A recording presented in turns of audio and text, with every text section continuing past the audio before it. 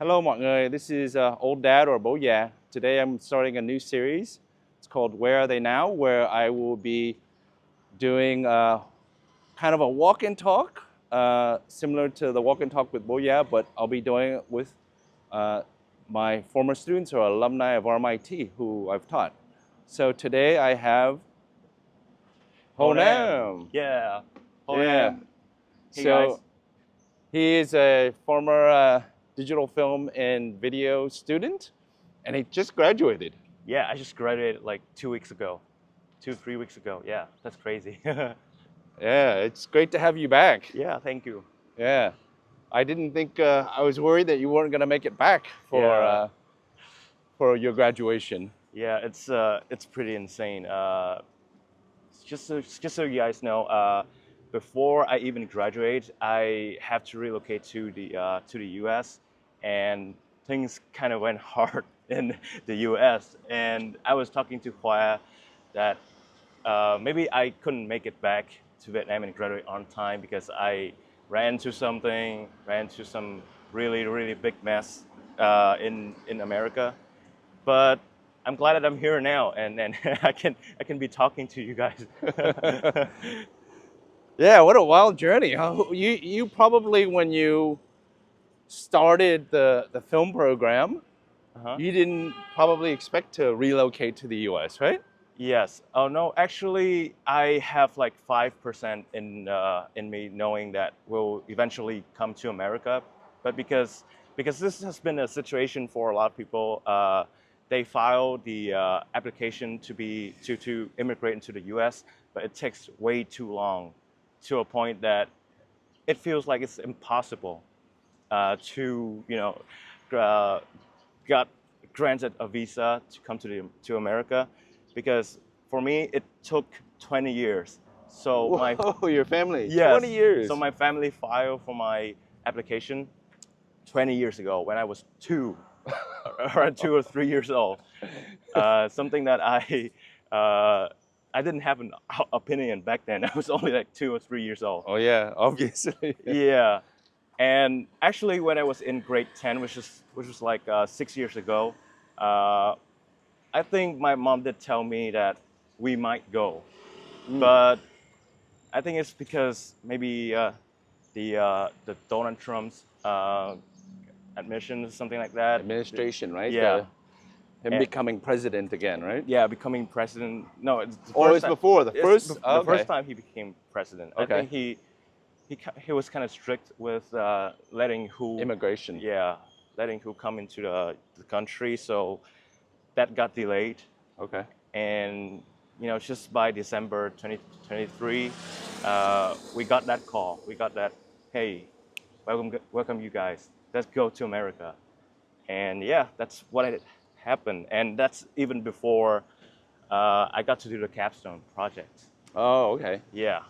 Yeah. And so I told my family it's only going to be a 1 month trip for me.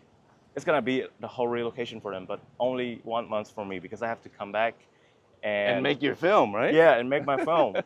There's no graduation if there's no film. Yeah. So it was a kind of a rather quick 1 month trip for me. And so I came back to do the capstone January something last year. Okay. Which was 2024. Okay. Yeah, just last year. And I stayed for 6 months because that's the maximum amount of time that I can Can stay. be out of the country, Yeah, right? can be While out of you've the got like a country. green card, right? Yes. So that's my green card situation. And as soon as I done the graduation film, I came back to America and then start my internship, which was not like instant. It was not instantly. It's a long search, and it's quite tiring for me because I didn't know anything about the place I was living in. I live in Houston, Texas, which is not originally. Oh yeah, there's a. Oh, okay. Okay. We might have said something that stopped the recording. That Yeah. Okay, we won't be saying anything that's related to like STOP. So it yeah. So where should I pick it up? So you went to America. You were Yeah, looking for an internship, and it yeah. was really difficult because you didn't know the kind of the lay of the land in Houston, right? Yes. But you originally didn't intend to go to Houston, Uh, or no, I basically didn't have any choice because my whole family was living there. The okay, aunt that was sponsoring us to live in America, okay. she lives in Houston, and we just came to America. We basically have nothing. We have no house.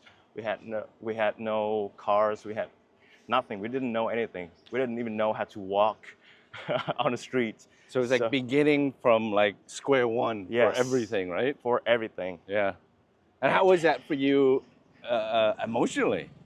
I mean, it It was was probably exciting, but it was probably also like, oh man, what am I going to do next? How am I going to do my film career, right? Because that's what you yes, studied. You studied film. yes. Uh, it was kind of interesting. There's a lot of emotion involved. Excitement is one, but I think excitement is just a small part of it. The biggest emotion that I had maybe was fear. A lot of fear. Yeah, because it would be different if it would have been different if I came to America when I was like 16 or 17 because I basically clean slate and I was ready to pursue anything that lay in front of me. But the problem is I was 22. Would have been worse if I was like 30 or something, but 22 is like a middle ground, and it was just very confusing because I was still discovering myself in Vietnam. I play music and I love filmmaking and kind of stuff. Those kind of stuff is pretty hard to pursue in America because in Vietnam the problem is already be you don't have the finance. You don't always have the stability to pursue art. So in America, a more advanced and more, money-oriented country, it's harder, and so I didn't know how. I didn't know how to navigate, and I just had these overthinking and observations of the economy, and I was just like so stressed out. Yes, and And no network, right? So and that's no the problem. network. Yeah, In film, like you got to be part of a network in order to get work. yes, no navigation. Basically, yeah. So I had to talk with you. I had to like, why do you know anyone and stuff. And I did try to attend workshops on my own. And I feel like that's the starting point of me working in America. And because another problem is that I could start to attend workshops sooner, but the problem is my family, who knows nothing about art, they think that I could just, get into some corporate company and Just start to start working, earning and making start money, earning, right? making money. So they Yeah. were really, they had these little advice that, yo, Nam, maybe you shouldn't work for free. Maybe you should get something, like they pay you, they look at your resume and they hire you, they pay you, and stuff like that. And I was like, Mom, it's not gonna work. It's like they have to see the ability first before they, even want to pay you. Like some Especially, kind of track record doing whatever that, yes, in that field, right? That you were going to get into. yes, because I was sending out my resume, my portfolio, my show reels, and all of that stuff. But it's not the most effective way to make an impression. Mm. And I feel like sometimes people don't even look at it. They just want to know how it feels like to work with you, you know? Yeah. And so that's what Dude, let's cross here. It's a bit dangerous. okay. Check this out. We're going to cross here. Hopefully we don't fall in. But we got to continue our walk. Yay, two full-grown humans just walked. Yeah. Okay. Yeah. So yeah, I feel like they have to know you before they want to pay you. I just it's also the impression that I get even already being in Vietnam, working in Vietnam, like working for because I I already start working for free, doing freelance work, making connections in Vietnam right when I was only like first year or second year, and uh, I was really passionate, and I just want to get some real work, learning from the set, learning from RMIT, learning from you is one thing, but also I was always looking to get the real experience, Industry experience, real world industry experience. exposure, right? Yes, and that's where I learned about the truth about the how to get into the industry. It's mostly free work. It's mostly people knowing your face. People get the impression of working with you. It's only because of that you get more work and you get tossed around and be in the industry basically. Yeah, so as much as skilled as you are, it's about networking. It's about knowing people. It's Yeah. about making good impressions, Yes. and having like a track record of reliability. Yes. And um, so I think it's around like November last year.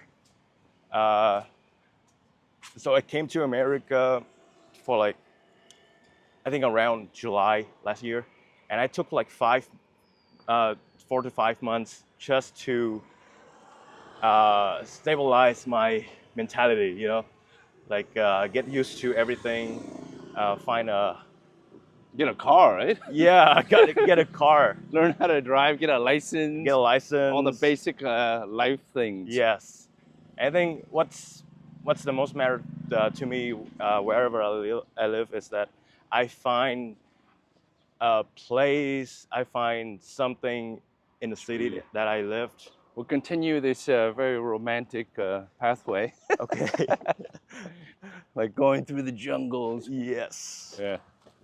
Anyways, Yeah. Anyways, yeah. I feel like wherever I live, I have to find some really personal kind of landscape or little corner of the city for me to kind of feel like I'm living in that city. It's, for example, in Saigon, it's like small coffee shops that I always go to and stuff like that. And so the same thing for Houston and the whole America, right? And so it took like so long. Like, I mean, for other people it might be fast, but I feel like I I I I, I had a really slow uh, adaptation to whatever America has to offer. And so, so did you have a kind of feel as though you were missing out because your friends were back in Vietnam, they were probably progressing.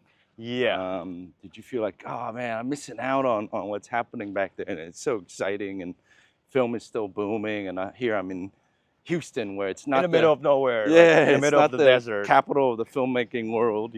Yeah, So yeah. No, I definitely felt some FOMO going on, like fear of missing out.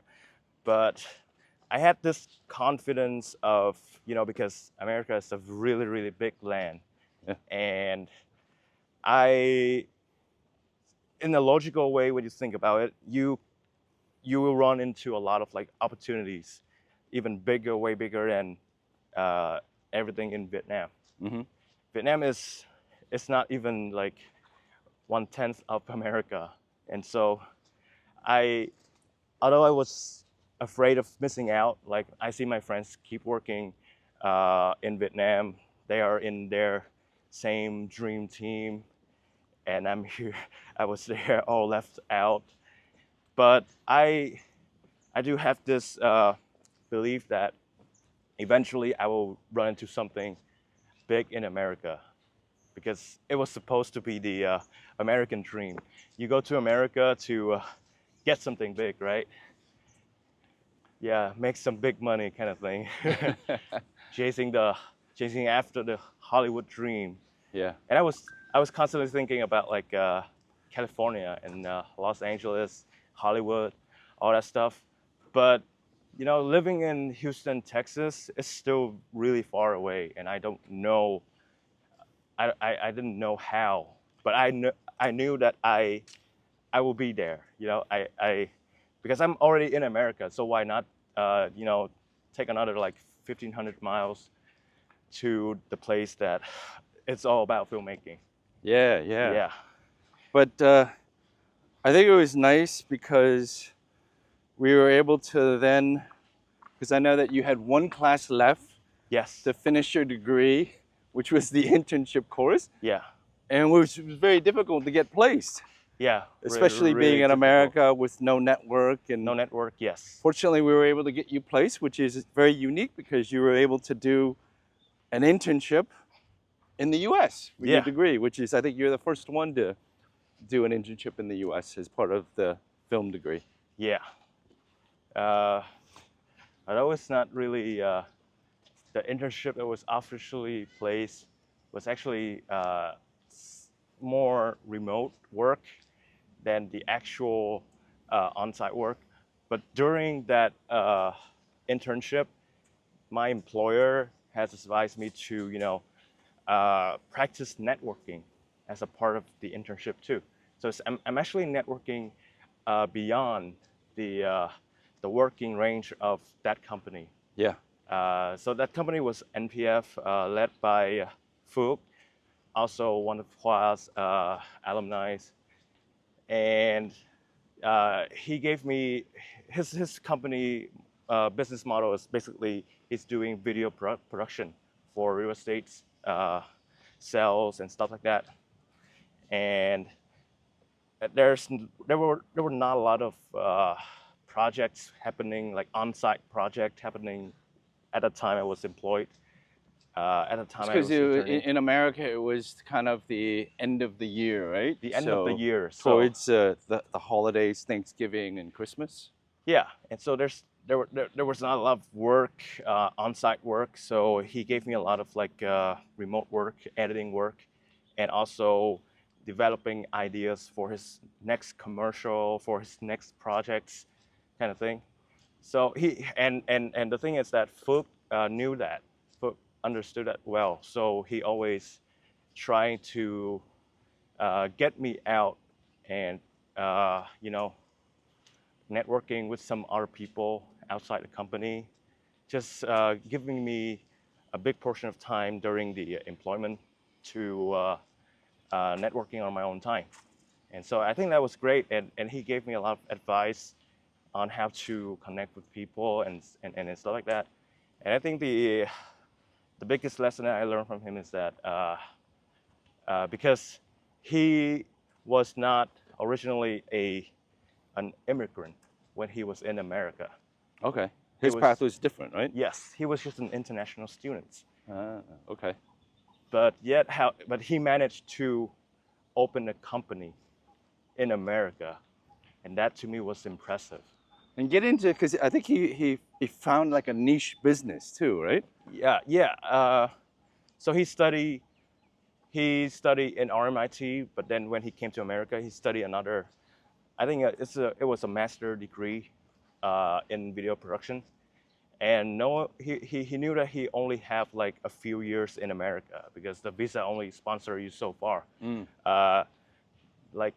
He came to America to study, and that's what he's just gonna do. He's not gonna stay to live and open a business. But then he managed to do that. He kind of got into that field, right? Yeah, got into that field and used his time really wisely to open the business, collecting resources, assemble a team in America. So he although his visa is like expired, he had to come back here, but he still had that team in America to work to develop that business for him. And to me, that was great. That was like, he's very resourceful. He uses time really wisely. He knows he has this one goal, and he jumps towards it. No bullshit kind of thing, no BS. And so I love that idea. I love that idea of, because he always tell me that then later on in life you're gonna start something. You're gonna join the economy. And to me, as an artist, that's a very fresh thing to hear, because as artists, we always think about making art. We don't really think about the position of the art in the society. And make a living from it, right? And make a living from it. it. Business. You kind of sell yourself. Yes. But then what Fuchs said to me basically helped me to zoom out and to acknowledge art to be just like any other things, a part of the economy.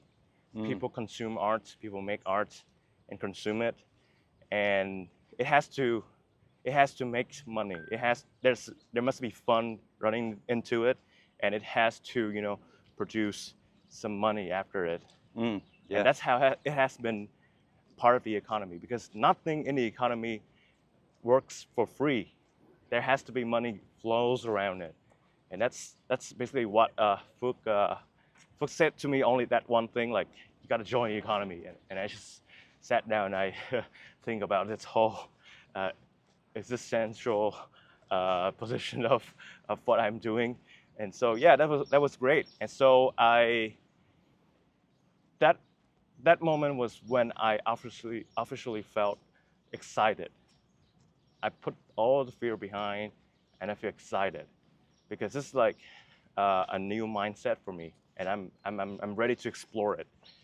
And so I went onto social media and I just to Google basically, and I just type in top video production house in Houston. Yeah.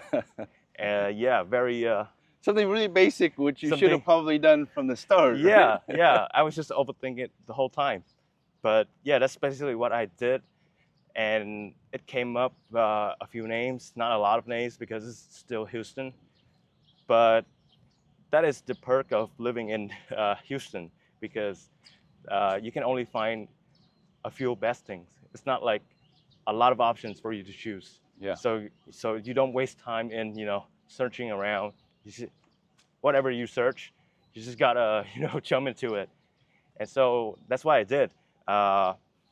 One name came up. That production house was called Captive Creative, and it's a really big production house in Houston. They have this big studios. They have robot arms. They have XR walls, and it was led by this one guy, Justin Bowers. I basically found his info on the company website, and I just go straight into his Instagram account and text, "Hey, thinking about an internship, maybe I can help out," and something like that. And he was surprisingly friendly. He was really, he welcomes me. He's like, just come any day. I'm free anytime. I'm always at the studio.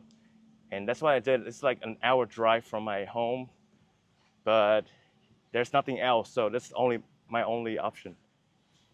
And so I went there, met Justin, and Justin kind of asked me all sort of questions about, like, what do you want to do? What do you want to become? Was he surprised that you had just come from Vietnam, but your English was pretty good? Yeah, that's with everybody basically. They just they just don't expect like immigrant to be so good at English, because in that studio there's also another intern, I guess, from Brazil, and he didn't know much, and he couldn't keep up with everybody, because Justin said that that guy needs to learn English on his own and then come back. And so I already got that advantage of knowing English so well. And also because learning in RMIT, so all of the codes in filmmaking, how they use like professional words, I already go through that, like filmmaking action, terms, right? Filmmaking terms, action, pictures up, cut, and stuff like that, And so it was really smooth for me working with Justin, because Justin brought me onto a few sets. I was the PA of those sets, because basically Justin hasn't seen me doing anything. So the only position that I think these people would trust beginners, interns, is PA, right? It's PAing. They wouldn't trust PAs with like cameras or lights or expensive equipment and stuff like that. But yeah, PA, so PAing. And so I also learned the process in during the course of digital film and video, and so everything was just right in front of me. All my knowledge already set up in my head, and I just need to apply that in. And I think the most important thing was not about how much I know, but about how quick I am to adapt to how people is working. Maybe we can turn off the voice control. Yeah, if this happens one more time where Nam triggers off the camera, then we'll turn that function off. Oh yeah, voice control have been Yeah. messing with us. So for me, let's just segue, Yeah. which is, what did you think about your film studies at RMIT in the digital film and video program? Yeah, it was. I think it was really essential for me because before I even went to RMIT, I've been trying to learn filmmaking on my own as a high school student, and So you've always wanted to study film, right? yes, I have been I've started doing films, not basically film, but just videography, ever since I was in grade 7. So that was like 13 years old. But everything I did was not technically filmmaking, but it's just like cool things, shooting friends, events, and shooting, yeah, like cool traits of filmmaking that I really like, and I want to just get that moment and stuff like that. But it's not until I get into the film studies program that I really understand what filmmaking is and whether I really love it or not. So the first year I spent, I was actually spending the first year to realize if I really want to be a filmmaker or not, or I just want to be like a cool social media content creator and stuff. Hey, and there's nothing wrong with that. Yeah, there's nothing wrong with that, but it's just filmmaking takes more work. Yeah, it's just real filmmaking. It's like a lot of work, a lot of like. Why did you choose RMIT over, say, some of the other options that you had while you're in Vietnam, or did you even look at other options? Oh, I did.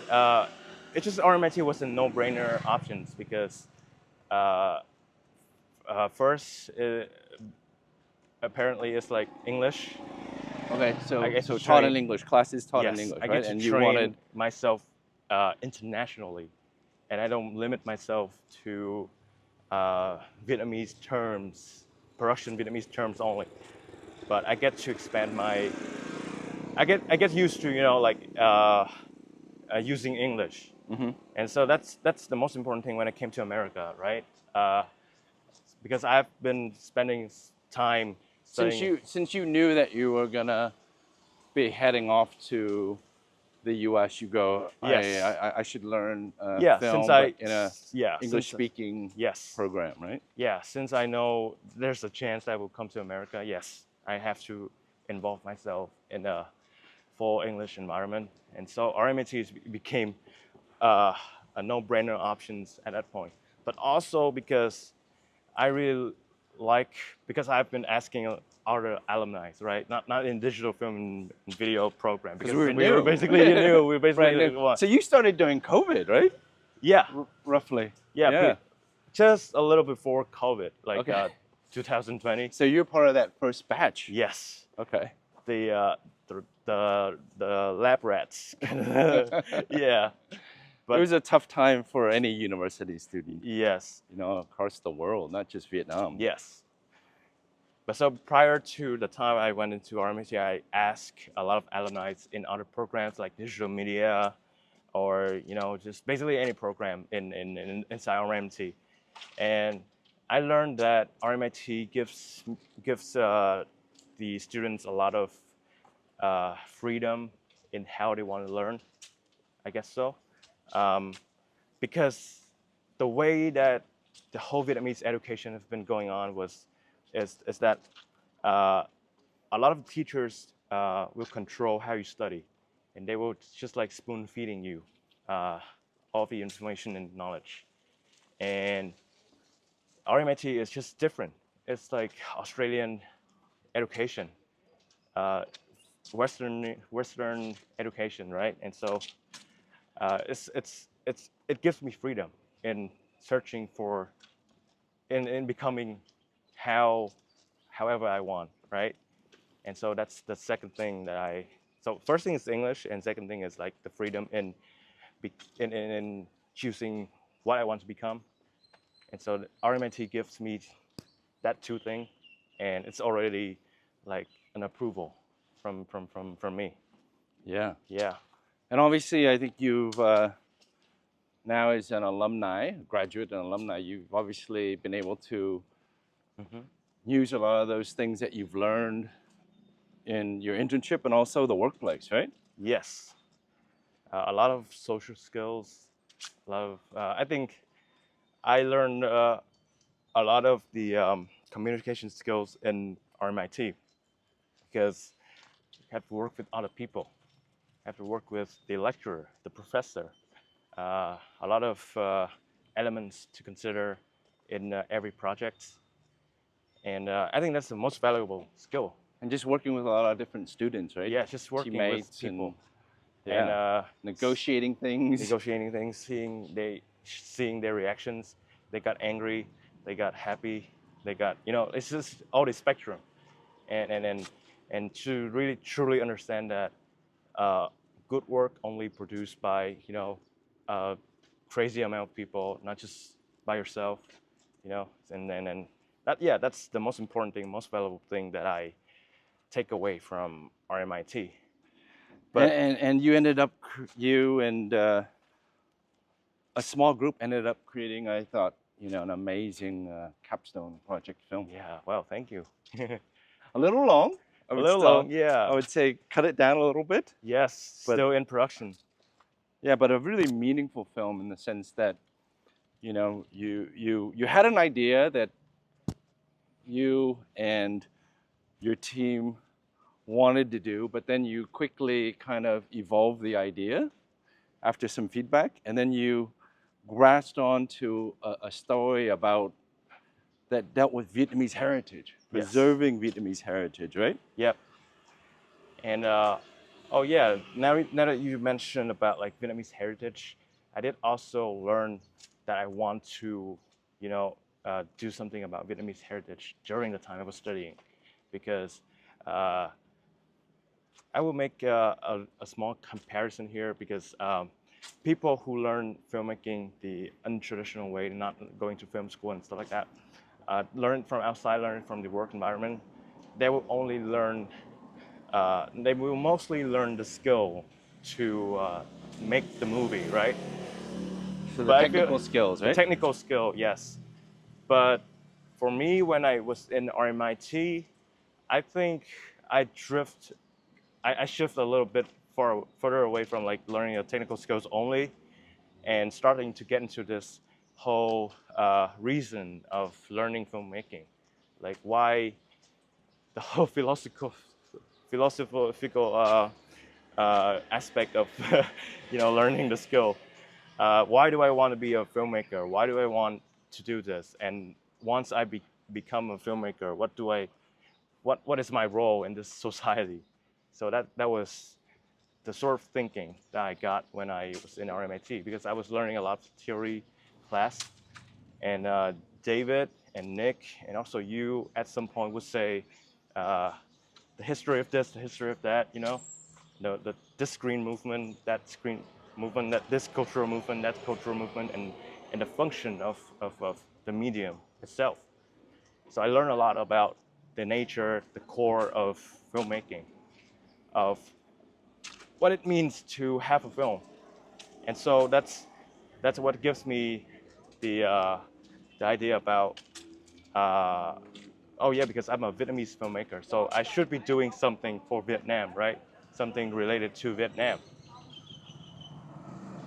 Because filmmakers are all over the world, and being a Vietnamese filmmaker means that I'm the only filmmaker that can do something about Vietnam because I understand it. I grew up in Vietnam the whole time, and so yeah, and And so your name is Nam. and my name is Nam. Yeah, Yeah. and so I think if I hadn't gone to RMIT to study filmmaking, I wouldn't have been realizing this so soon. It's only because I got through all of that theory in my head, learning learning a lot of materials, philosophical material from RMIT from the digital film program. I basically had to read a lot of books, right? And so yeah, let's just plant the seed in my head, and now I know what I want to do, and that's perfect. That's what people go to college for, right? Or it would have been a waste of money. Yeah. Yeah, and I think you directed, but you co-directed with Zen. Yeah. So how did you arrive on the idea of telling a story about a Gailung singer? Yeah. So for Zen, the inspiration is different. For me, the inspiration is another thing too. For me, I just want to because there's a point in my past where I was not doing any music or filmmaking. I was so into this basketball career. I want to be a professional basketball player, and I was in the lineup, in the promising lineup. Okay. I was in a district team fighting with the other districts. So this is at the high school level? High school level, yes. Okay. Not even high school, secondary school. I Okay. was like 14, 15 back then. And I was in a lineup that was promised many things. Like, hey, if you play this game well, you'll get into the city teams and eventually work your way up to national team and competing internationally and become like this very professional basketball player. Yeah, I lived in Vietnam, but I know like NBA like from inside and out. I watch it like okay. every day. Yeah, I was in that career, and I thought I was going to do that for the rest of my life. And then what happened?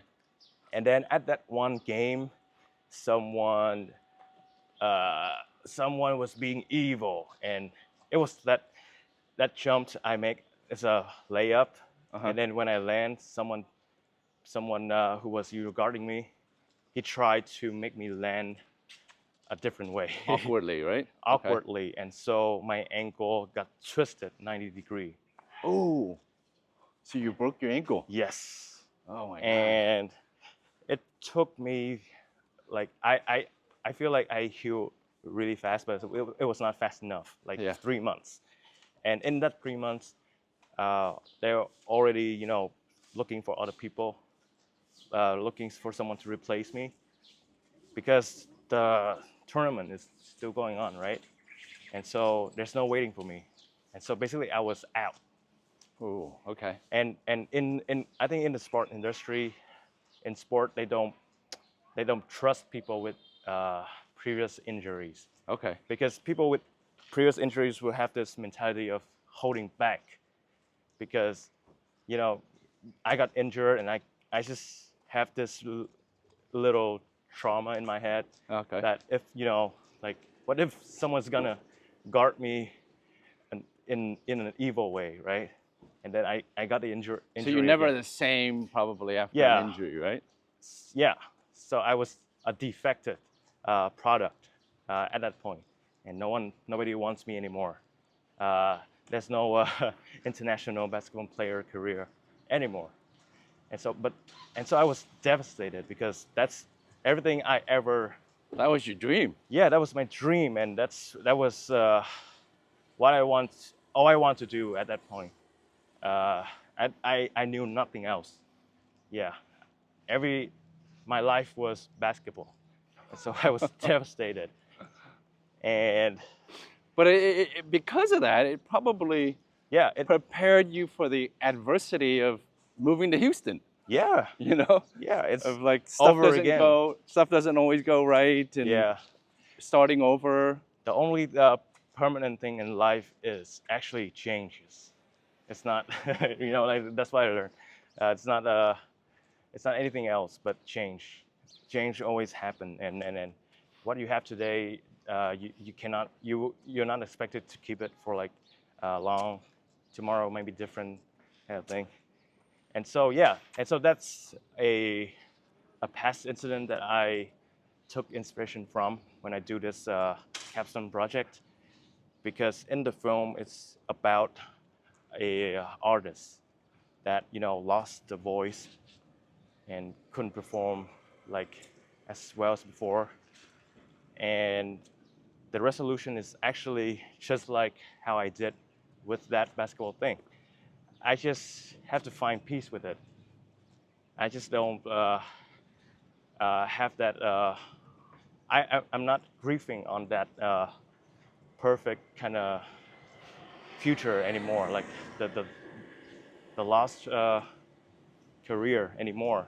But I grew to have peace with it. Like maybe it's just about you're still being able to do that is already a luck. It's already a fortune. Yeah.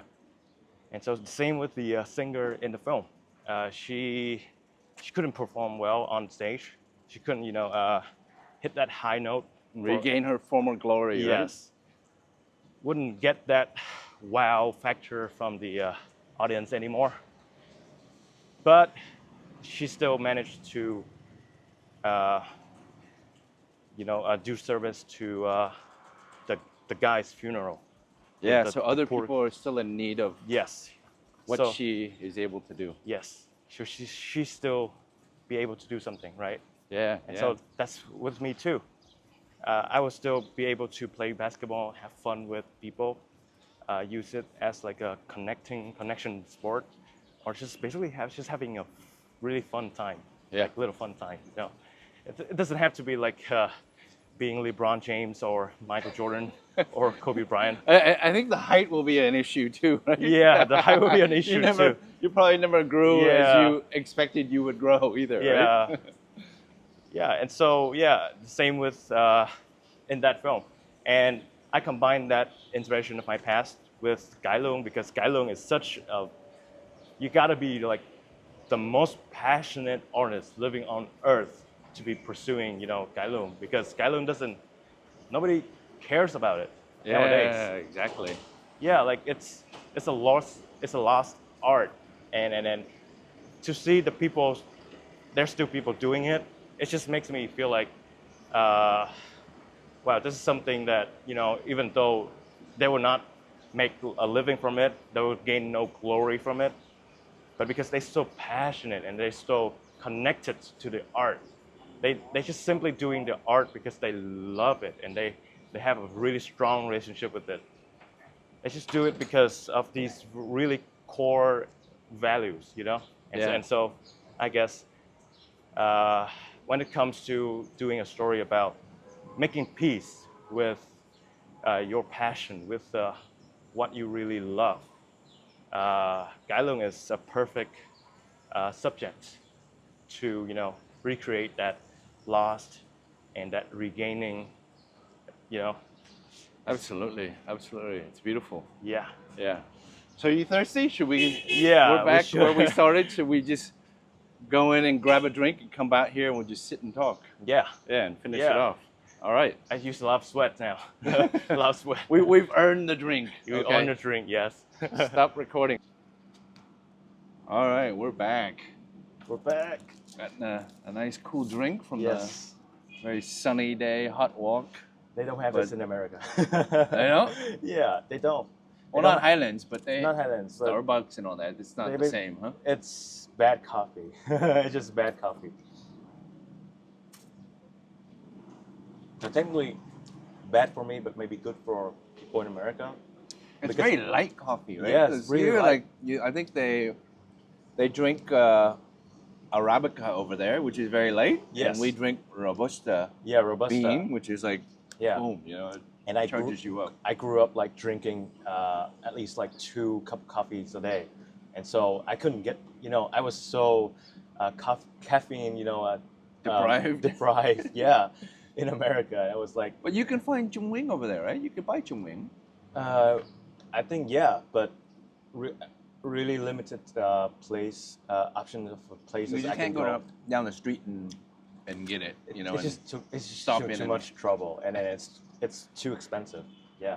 Oh, even buying chung wing over Yeah, there. because they basically have to import Mm. the Zhong wing, right? And so it's not as good as here. And I think now with the new tariff, it's probably worse. Yeah. You remove this.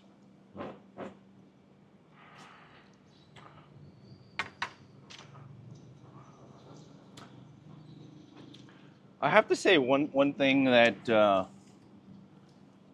I'm really proud of is that one, we were able to make the internship happen for you, which was looking kind of slim at that moment for Yeah. you to be able to finish your degree. But it was also, for me, it's the alumni network. It's the fact that Anphuc was, you know, my former student and alumni, and that he took you on board. Yes. No question asked. Yeah, so that you could finish your internship and your studies. And Yeah. so it's beautiful to see the RMIT alumni network Yes. It was. at play, and Yeah. just the brotherhood, you know, Yeah, of just saying that, it was hey, truly beautiful. Yeah. that, hey, you know, give you an opportunity so you Yeah. can finish your degree. But also, I think it also helped him a lot with his business, what he was trying to do as well. Yes, he was realizing a lot of stuff, and, Yeah. and we basically had these conversations because he was taking me in as somebody he wants to have conversation with too. Put this up higher. It's, Oh, it's okay. kind of flopping down. Okay. There's no soundman today. Nobody to mic wire me up. Okay. Yeah, I that's think that's better. good. Yeah. So yeah, I think he was taking me in because he also wants somebody to have a conversation with, like some serious conversation about, Right. you know, because he was also want to invest in my future in America. He wants me to be a force to be reckoned with in America, like young bloods coming up, doing networks, grow in America, being in this place and that place. And so, you know, eventually someday when he returned to America, because he wanted to do something like continue to expand his business or just basically do passion projects of making a film or something like that, he would have me. And so that was what he had in mind when he, you know, engaged in that relationship with me. So I think that was beautiful. Like, I think it's the beauty of being human. Even, you know, it's like reproduction, right? It's from the core, from the ancient history, it's always has been reproduction. Like mothers give birth to their child, and child becomes like mothers, and then mother give birth to another child. And so it's the same thing with you know, other aspect of life, like career, love. There has to always be this helping each other scenario. Yeah. We have to help each other. The one who have done it gotta help the one who's going to do it. Yeah. And I think that's just the nature of life, and it's really beautiful to embrace it. You know, yeah, it's just great. There's no calculation behind it. It's just the fact that the nature that you just have to embrace. Yeah, and like he took a little brother under his arms. Yeah. Opened the doors for you, and got you started. Yeah. But that also led to another opportunity, which is I have a friend over there who does a podcast called The Vietnamese.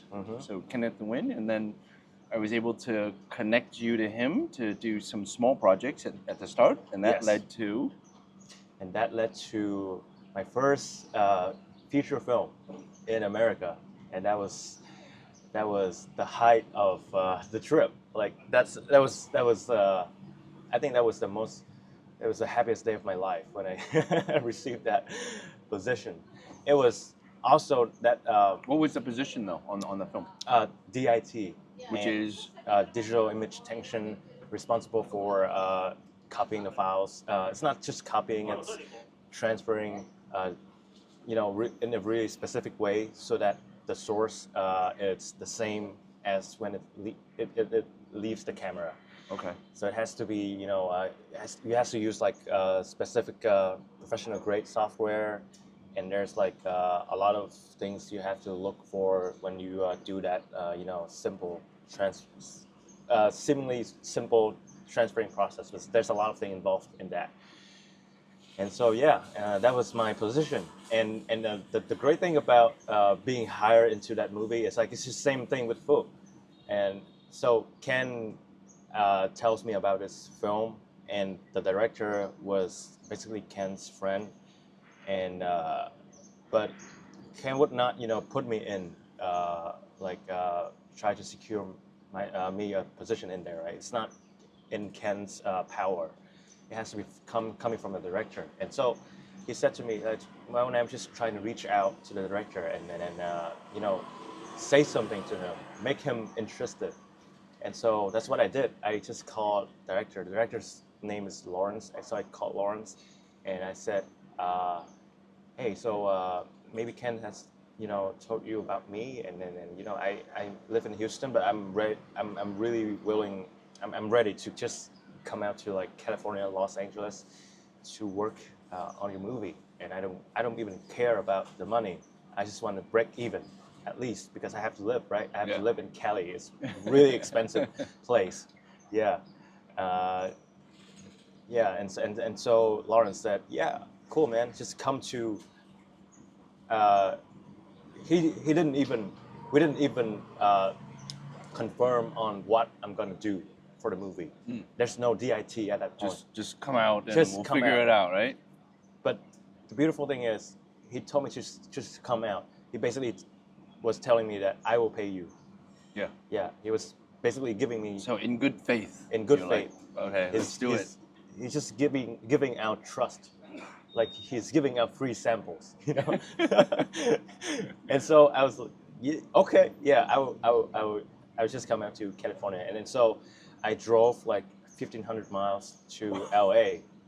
That's dedication, folks. That's dedication. Yeah, because there's no renting cars. You have to pay for another insurance on that car. Yeah, I already got my insurance in the car that I bought when I first came to America in Texas. I'm not dumb enough. I was not dumb enough to just purchase another insurance, which like cost me $1,000. And everything in the U.S. is expensive. Everything in the U.S. is basically, you're basically producing your life.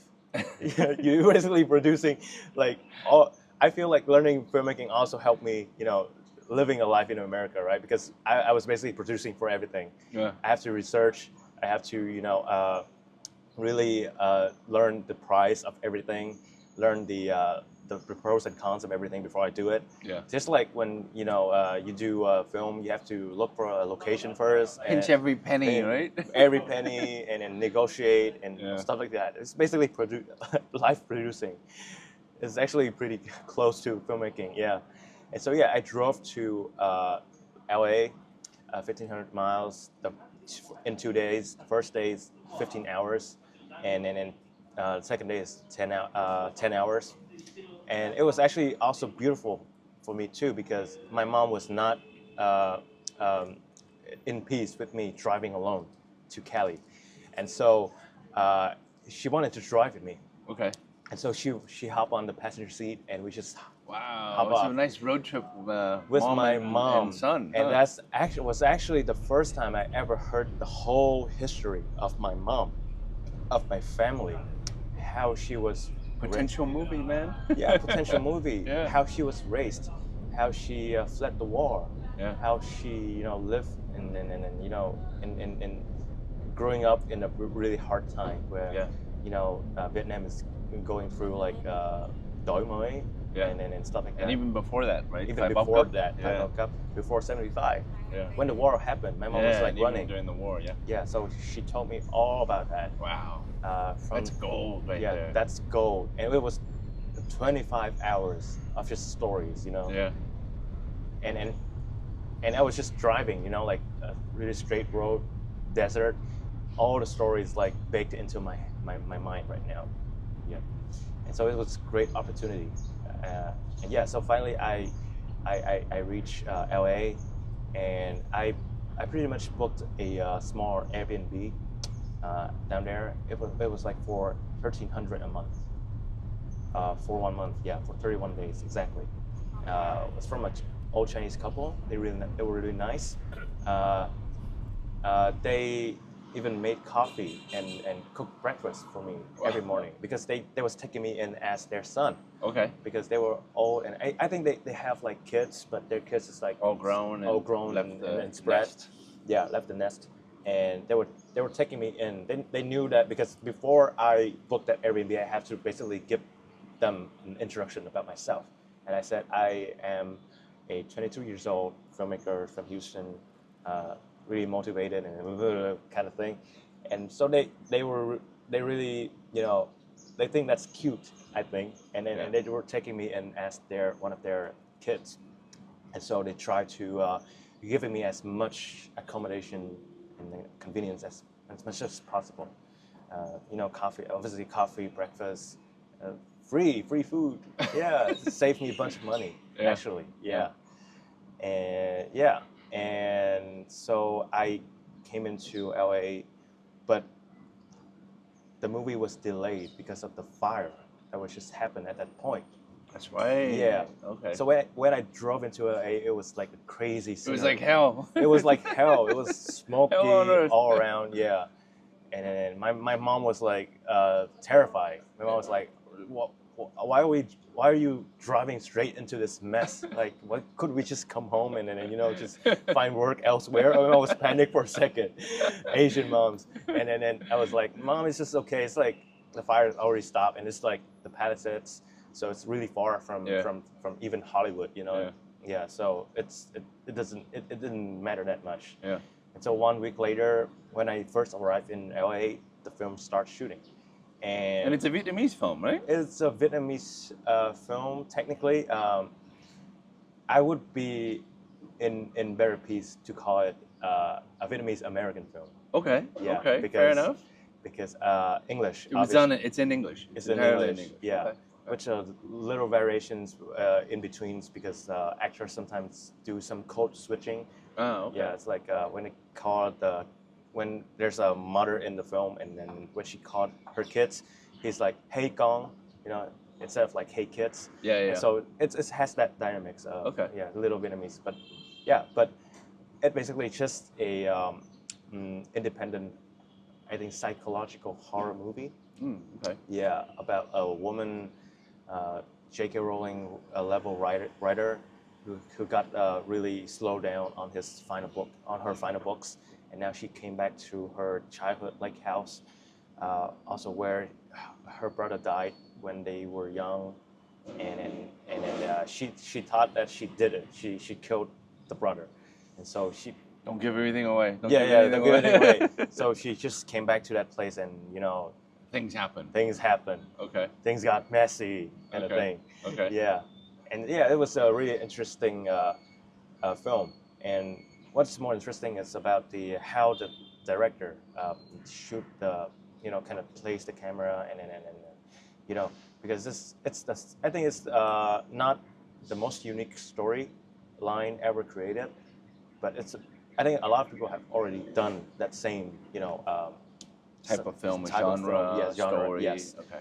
But what is more interesting is how the director, kind of apply his very signature style. Okay. Yeah, because So you probably learned a lot from learn a lot. Yes. observation. Yes. So not only doing the job on set, but also Yes, observing. because I was basically just a DIT. Yeah. And my works only matters when it happened. Like after the camera done shooting, we got like lunch break. I would try to take a card and then just put it in. But it's a very important job because when you're making a film now, it's not just a film. It's a digital business. Digital business. And so Absolutely. all these files, all these Yes. video clips are your digital assets. Yes. And that costs money. Yeah. And so you're That's a trying to property. protect it, Yeah. right? You're trying to make sure that you've got a backup and it's all there. Yes. What we shot is Totally. then going to be in the hard drive. Yeah. And from what I heard, Yeah. let's just say I have a 30-day shoot. 29 days went well, but you had one bad day. Right? Yes. Can you share about that? It's actually 26 days. 26 and days, okay. One bad day. So it's actually 23 days of principal photography and 3 days of just pick up shots, right? And so I went on this 23 principal photography day. Like we shot the main things in those 23 days. And it was the day 22, and we were shooting out of the middle of the jungle. There's no Wi-Fi, there's no internet connection. and the power is really inconsistent because we have to run power from the generator. And sometimes we need to shut that off for sound, right? And sometimes the gas just ran out, just stopped giving me power. And it so happened to be on that day that we didn't make the purchase of the last set of the SSDs. So the SSD runs on Solid power. state. Yeah, solid state. Right. So it's portable and it runs by drawing power from the computer itself. So as long as the computer has power, only one source of power needed from the computer, the SSD will run just fine. Yeah. But it just happened on that day that we didn't make the purchase on time with the last set of SSDs. So and all the previous sets of SSD has already full, and so we had to use Reuse the SSDs. No, we don't have. We didn't touch the as when we done transferring to the SSDs, they're full. We just don't use them. Yeah. Okay. We don't delete stuff in there to make space for another files. Yeah. We just purchase new sets. Yeah. And we had like HDDs too. Yeah. So every time, because SSD is just for the purpose of Recording, right? yeah, it's not technically recording because we're recording in cards. Okay. Yeah, in the magazine from the camera. Yeah. But the SSD is for Transfer. Speed transferring. Yeah. And so because HDD would have much slower transferring speed. Yeah. And so we purchased SSD just for that purpose, and also for me to do the dailies for the directors.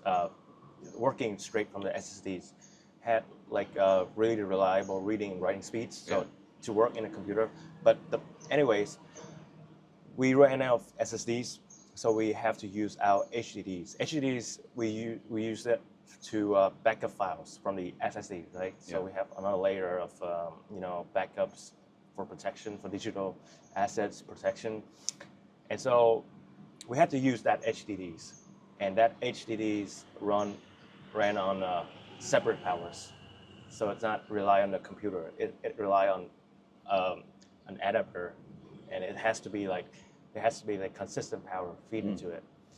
And so it just so happened that I was doing the dailies, doing my normal work as an assistant editor.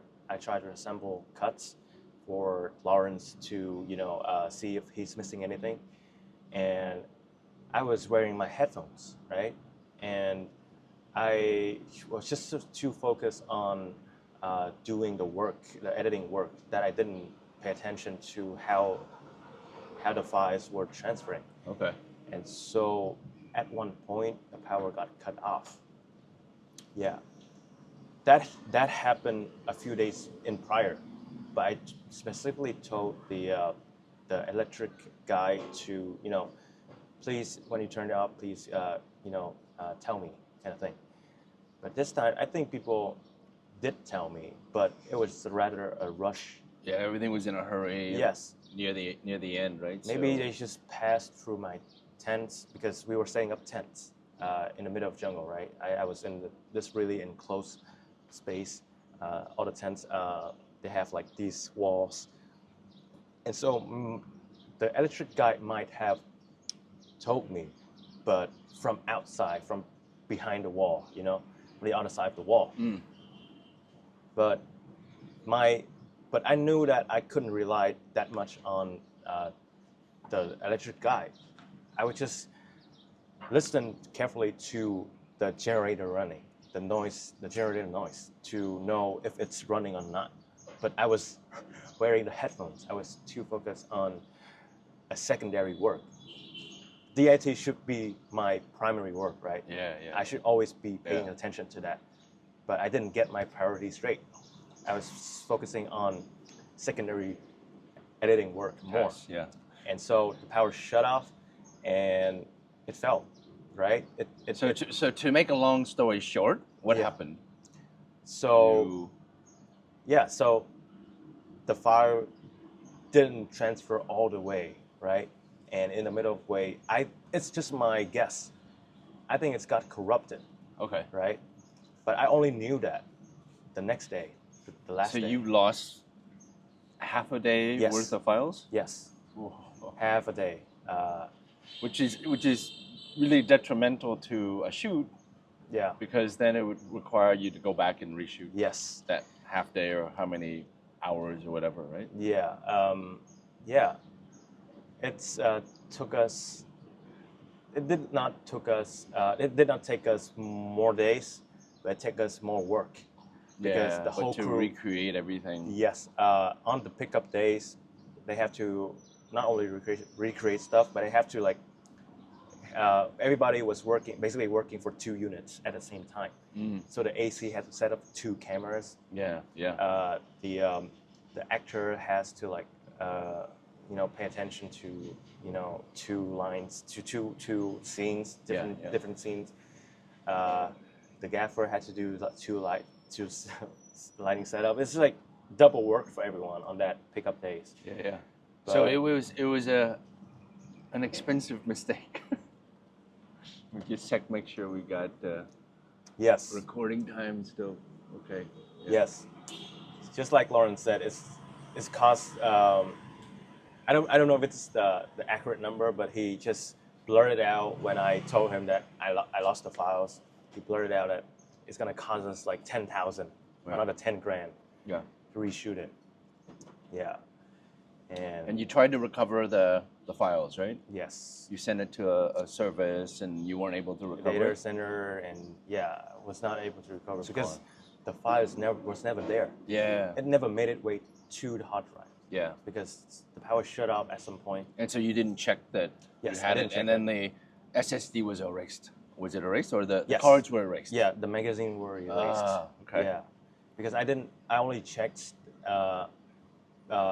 the next morning, right? So you guys shot on red, right? So the Yeah. red mags you guys just deleted. Yeah, there's no going back. I just Yeah. the morning I opened up the computer and I rechecked everything, I was just like, oh, a big F. Yeah. It was only like 8 a.m. and we got like the whole day to shoot, and I was like, oh, I was stressed out the whole day.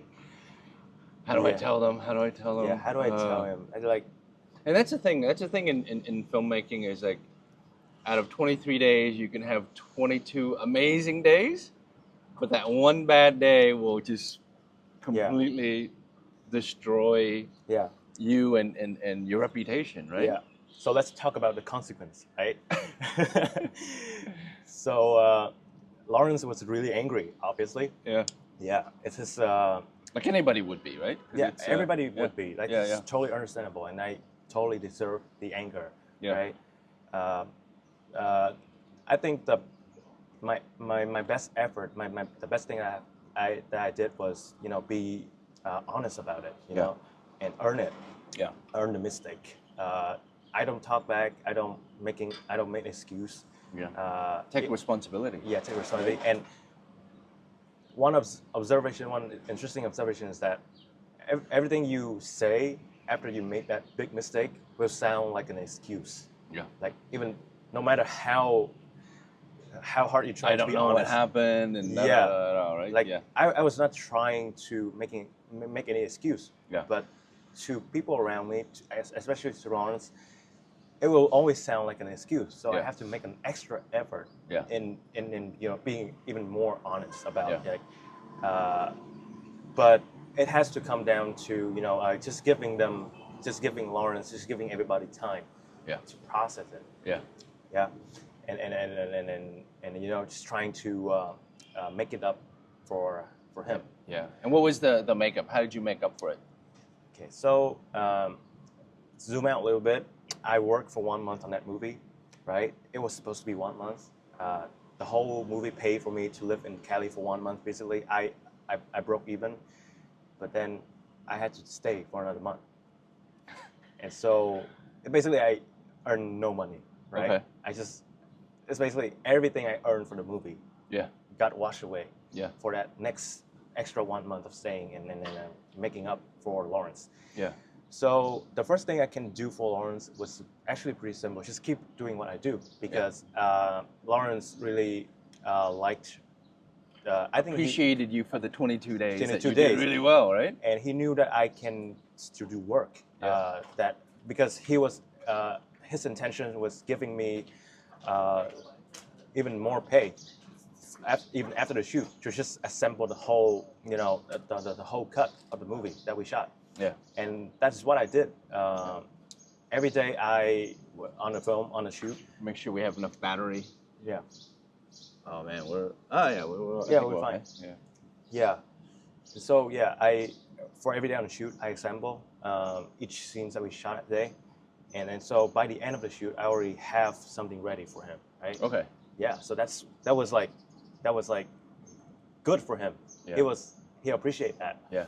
And so he when I say, is there anything I can do to make up for you, please, and I said, please let me keep working. Yeah. Yeah. Let me keep doing what we had to we had on going. Yeah. And so, but it took 1 week for Lawrence to really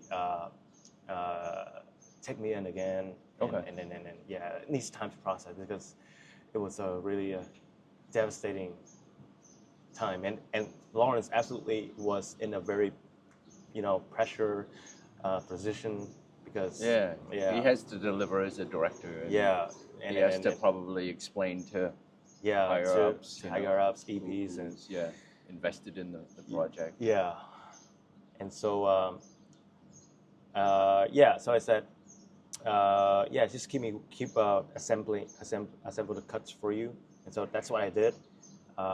Assemble a few hours of footage, I think 10-15 hours into like 2 hours cut, and that helps Lawrence to understand what he needs to shoot on the pickup days, like an entrance shot or an insert shots and stuff like that. And so I think that really works. That's a big favor to Lawrence because he really knows. We're basically having the whole timeline set up the whole time, and if there's anything missing, we'll know, and we'll shoot it right away. Yeah. And that's digital. That's a digital magic. Like I love that. I just love that workflow. But anyways, back to Lawrence matter. So that's not only the thing that I did. Lawrence, before doing this movie, he's always been a professional gaffer. He was in the gaffing business. He owns like 2 big trucks full of like state-of-the-art equipment, right? Yeah. And people would hire that truck for like 1,000, 2,000 a day and stuff like that. And he worked a lot. Like he is a machine. Why everybody is out of work, he's the only one working. Yeah. And if there's no work, he got no work, he will create work for himself. Yeah. He's like a monster. And I learned a lot from him, like even from his work ethics and even his creative styles. He learned everything really well. Yeah. And so he has this gaffing business, this truck, and he asked me to, hey, maybe I don't have to hire another guy to do some maintenance. Maybe you could do it and come and do it for me. And so 6:30 a.m. I show up at a parking lot somewhere in LA, and Lawrence was there to open the gate for me, and then I was in, and he opens his truck, all of these heavy equipment in front of my eyes, and he said, I think I need to take all of them out of the truck and clean them, and reorganize. Okay. It was tough work. It was heavy lifting. Yeah. It was just a pain to the physical body, you know, because all of the light stands, heavy from really light to heavy, all of the lights, obviously, and all of the modifiers, right, of the futures. Some of them are wet. You have to like hang them up. You have to dry them. Yeah. And all the stands I have to clean because they want the stands to be smooth, right? They want to take them out. They want to expand it and then, So you did all of that? Everything. Yeah. And then you also ended up editing, right? So you're editing one of his yeah, I was editing. projects as well, right? Or still editing? Yeah, still editing. Okay. Yeah, and then he gave me a project to edit too, a documentary basically. Yeah. Yeah, about about archaeology, about cổ làng Thăng Long. Okay. Yeah, pretty interesting project too. But it's Was that the one that Ken was working on? Yeah. Oh, okay. Yeah. Okay. I actually met the archaeologist in Hanoi 2 weeks ago. Okay. Okay. Yeah, his name was Namsi Kim. Yeah. Yeah, and Ken was a character in that documentary. Yeah. And Lawrence was the one. I remember when Ken came back to shoot that. Yeah, last year, So- like just right before I did my movie. Yeah. Yeah. Yeah. And Lawrence was the one who shot it, Okay. Okay. and he was expected to edit it too, Yeah. and he was going to pay another editor in Vietnam. So boom, you stepped in. yeah, I stepped in. Okay. Yeah, yeah. So So you guys are at least now. You guys are on good terms. yeah, in good terms. On the last day when I left LA, Lawrence invited me and Ken out to dinner after we shot, right? And then he paid for dinner, and then he took me and Ken back to Ken's house, and Ken got in the house first, and I was standing there alone with Lawrence, and Lawrence was like, "I appreciate you for staying," and he gave me a hug, and then I said to him, "You feel like an older brother of mine now, so I would be willing to do anything to help you," and then that pushed him to gave me another hug, Yeah. and I think that's the sign for that we are on good terms. Good. Good. Yeah. And that's what kind of allowed you to come back here for graduation. That Yes. sum things up. But And I have yet another really crazy story to tell you. That do you want to say it to the camera? The crazy story. the crazy story. Okay. Okay. So on the last pickup days, the producer didn't really get the permit from the LA permit on time to be granted permission to film on a location, because basically before you are granted permission to film on location, you have to ask every people who living 300 feet around radius around the shooting location. So the producer didn't haven't done that on time, and he was on to some other task. So he asked me really urgently, "Hey Nam, can you drive to the location tonight, like before the shooting day? Talk to all the neighbors or something. Talk to other neighbors in the 300 feet radius."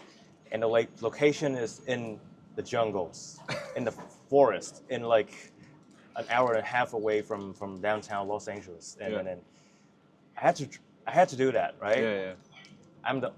I'm their only last hope. Yeah. And it's also because Lawrence told me to help with that. Yeah. And so I basically had no experience in doing any. I didn't even know where to print out the paper, right? And so I just know, maybe I can go to a public library. And so I went there and then I did go there and print out all the papers, like 40 of them, and just drove straight to the set and opened the maps and just kind of draw a circle, and then but yeah, crazy work. Like I was there 6:30 p.m. until like 12 in the midnight. But secured all the Yes. sign-offs. I think it was around like 30 something houses Okay. that I have to like give out. But some of them, there's no people at home, so I just had to like left a piece of paper, like a survey, on there, and take a picture and send to the area permit guys as a proof that okay, I visited this house. I let them know it's good there. now. Yeah. Yeah. And so I left the location, come back home, ready to get a good night rest. And I was hungry, right? So I visited Check in the Box to get some piece of chicken tenders to fill my belly. And I look into my bag and I say, "Where the hell is my wallet?" I was like, where is my wallet? Luckily, I had Apple Pay to pay for the food. Yeah. But then this big problem is still, where is my wallet? So I drove home, sat down, calm myself down, and think, yes, the only thing that could happen is that I dropped it somewhere, right? Yeah, that's the only way that the wallet is not in my bag. Yeah. And but the shoot is 9 a.m. right? 9 a.m. I have to be somewhere. I have to be ready. And so it was already like 12:30, and I was like, this is the only chance to get the wallet back by just coming back there now, like in this instance. Drive the F back to the set and look and find the wallet, or else I will lose the wallet, Yeah, right? Because yeah. in the wallet is my, Driver's license, everything, right? ID. everything, ID, green card, right? That's my travel permit, right? So I wouldn't be able to make it back to here if I don't have that wallet. I don't have the card, right? I don't have any travel means. Yeah. So I have to drove back all the way. It was like 1-something a.m. when I was back in the set. I had to, visit every houses, trace every steps I walked to look for the wallet, right? And it took 3 until like 3, almost 4 a.m. Did I find it sitting randomly at a dirt road, like in the middle of the jungle. Yeah. it's like a miracle. Yeah, I was like, I didn't even think about like taking a picture or anything. I was just so happy for my life, like genuinely feeling somebody's watching. Yeah, like out for you. Yeah, and and on my way home, it's so funny. Like Zen called me, right, and because it was that time 4 a.m. in Los Angeles was the time. It's around like 5 p.m. here when Zen was picking up the gown. Yeah, for my graduation. Yeah. And I was like, I will come back. Yeah, I definitely gonna come back. Yeah, please now pick that up. I've got my green card, I'll for sure come back. Yeah, of course you're gonna pick up my gown. I'm gonna come back. I was like so relieved, huh? So relieved. That's crazy. Yeah. Amazing story. And I remember when I come home, when I lost the wallet, and I came home and Ken come out and he saw the whole mess on my face, and he was like, "What happened, man?" And I was like, I couldn't find my wallet. And he was like, "Oh no, I'm so sorry." And yeah, it was like crazy. Yeah. But in those moments, it's actually more peaceful because you know that there's only one way to get out of this, right? Yeah. Only one way. Yeah. There's no overthinking. There's no thinking about any other things. Yeah. It's just that one way. Yeah. Awesome, man. And out of this story, the thing that the lesson from all this is that I think, is the fact that you manned up. Yeah. You took responsibility. You said it's on me, and you made up for it. Yeah. And for me, as an educator, as your teacher, and for all of the teachers in the film program, that's what I'm proud of you for. Is that you said that, hey, I'm going to take responsibility. I'm going to make up for it. You didn't blame other people. You didn't make excuses. Yeah. And so I feel from this that we taught you well. Yeah. And I think from this, I think you're going to succeed. Thank you. I really do. I think amazing things are going to happen. You're obviously very talented as a filmmaker, through the capstone film that you've made. Yeah. And also now, I had no idea, but you're also a rock star. Yeah. Crazy, right? And you're back here playing with your band, and you've been doing that for, what, 7, 8 years, or how long? Yeah. Forever, right? 7 years, yeah. But now, like, your music is starting to kind of grow and take off? Yeah, it grew last year when I just left. Okay. Yeah, we produced an album, and it got like 1 million streams on Spotify in just 1 month. Yeah. And we just sold like 1,500 tickets to our tour, to our own tour, like yesterday, like last night. Oh, okay. 3 hours of ticket opening. And just sold out, huh? 1,500. Yeah, Wow. early birds. Yeah. There's only 500 normal tickets. And where are you playing, in Hanoi and? Yeah, we one show in Saigon and one show in Hanoi. Yeah. It's gonna be our own show. We organize it. Okay. Yeah, we don't have to rely on any other organizer. We're gonna do really original stuff in the show. Yeah. Maybe you can sneak me in, man. Yeah, there's always I'd love invitation to see it. tickets. Yeah. Like all this time, like when he was a film student, because I didn't start out teaching film. Well, I did. I taught you guys the first semester, and then Yes. I went and I became manager of the AV Yeah. department, and we were able to grow the amount of Mhm. equipment that you guys have. And then I've since returned to the film program, and now obviously running the film program. But I had no idea that you were a rock star or a musician. Yeah. So it blows my mind, you know, It that, blows that your you mind. are, and Yeah. that you've come back, and now things are taking off for you guys. Yeah. Yeah. Yeah. So I would love to, go see you guys perform. Yeah. It's a different aspect. So I'm sitting in the presence of a rock star, not just a filmmaker, Yeah. an up and coming filmmaker, but a rock star. So Yeah. that's awesome. Thank you so much. Yeah. But for me is where do you see your future now? Now that because you're here and you're gonna play with your band, but you're gonna go back to the U.S. and, Yeah. and from what you told me, you're gonna move to L.A. to Mhm. even work Yeah. in the film industry. Yeah. So where do you see yourself, in the next year, and then obviously 5 years from now? Yeah. So to me, I was always think myself just simply an artist, right? And as a filmmaker and director, I would try to just get as much as experience, stories, life experience, to eventually being able to make a really good film. But when I make that really good film, it's gonna come naturally because I've lived it. I've Yeah. lived a lot of experience. I've ups and downs, some real things happening in my life. Yeah. And so I will eventually get to that point, Yeah. find the story, and make a good film, Yeah. right? And it's all about that to me. It's all about the end product, something that I made, that archive the whole ideology, the whole experience, the whole, life lessons. Yeah. Whether it's a song, whether it's an album, whether it's a feature film, whether it's a TV series or whatever. I am an artist, and I will, get to that point. I will live for that thing that I make. Yeah. Yeah. And It's so, beautiful. moving into just one chapter of it. Yeah. Like being in Vietnam is one chapter, Texas is one chapter, LA is one chapter. I might be even on the moon, right? Someday. And just really Just don't go with Katy Perry up into space. Yeah. Yeah. But And so I don't see myself just becoming something. I Yeah. see myself as something that I will eventually produce.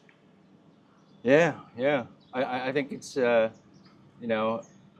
think it's been a wonderful journey. Yeah. I think that life is about ups and downs and Yeah. setbacks, and then bouncing back and coming back, and that's what enriches your life. That allows you to make amazing art, whether it be film, whether it be Yes. music. Yeah. So take in that and journal it and write it down and produce work. Yeah. And I think I think you got the right attitude. I think you've got the right mindset to succeed, to know that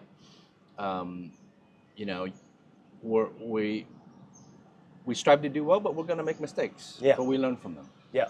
and we take responsibility for those mistakes that we make. Yeah. Yeah. So I wish you the best of luck, Yeah. whether it be here or in America, and Yeah. I'm sure we'll have this conversation again in the Yeah. future Yeah. to see where you are Yeah. at that point. Yes. But I'm glad that you're able to make it on the first episode of Where Are They Now? Mm-hmm. Which is my new series on seeing my students who have now become graduates and RMIT alumni move on, and to kind of follow their stories. Yeah. Okay, so I appreciate you coming Yes, on. I appreciate you. It's been an Yeah. honor learning with you and being taught it by you. It's great. Yeah. And that's not going to stop. That's not going to stop. It's So always gonna be a now learning we experience. become colleagues, Yeah. and we're gonna be anh em, you know, and Yeah. just like the brothers in America, the Vietnamese brothers in America, we're gonna be anh em, and we're Yeah. gonna help each other. Yes. Because we, you know, if you're successful, then we're successful. That's Yes. how we see it. Yeah. Yeah. So appreciate you That's coming great. on That's the show, and beautiful. Yeah. and we thought that.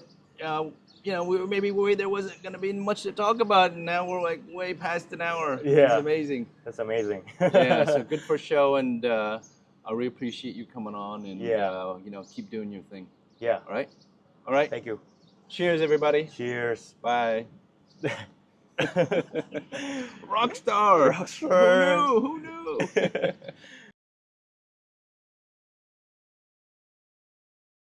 Thank you for watching. Don't forget to like, subscribe, and share. Old Dad Discovers.